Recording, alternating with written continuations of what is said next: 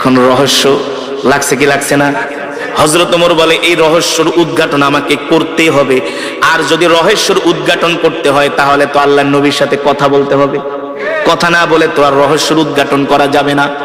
হযরত ওমর দাঁড়ায় আছে, আল্লাহর নবী যখন নামাজ শেষ করলেন, আল্লাহর নবী তার হুজরার দিকে যাবেন, হযরত ওমর যায় তার পথ রোধ করলেন, বললেন ইয়া মুহাম্মদ কিফ, ও মুহাম্মদ দাঁড়ান, আপনার সাথে আমার কিছু কথা আছে।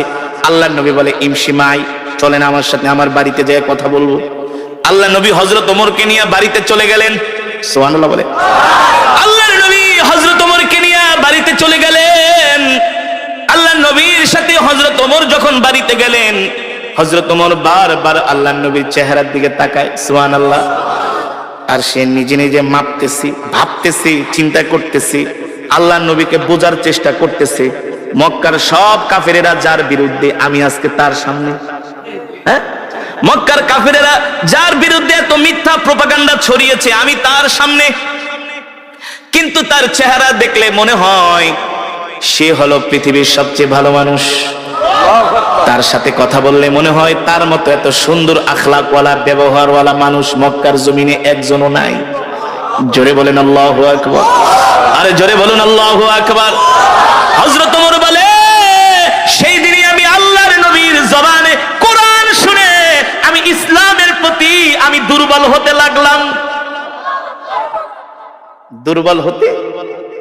এই যুবক, ওমর তো তোমার চাইতে জ্ঞানী কম ছিল না? এ যুবক, ওমর তো তোমার চাইতে কম বুঝতো না? এ যুবক ও মুসলমান, হযরত ওমরকে বলা হয় মেজাজে ওহী।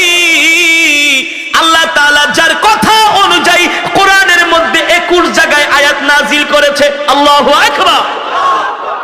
সেই ওমর আয়েশা এবার আল্লাহর নবীর কাছে আত্মসমর্পণ করতেছে। কি করতেছে?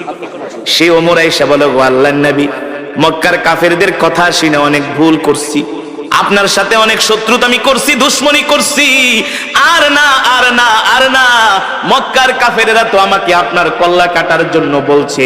আপনার কল্লা তো দূরের কথা, আমি ওমরের কল্লাটা আপনার কাছে জান্নাতের বিনিময়ে বিক্রি করে দিলাম।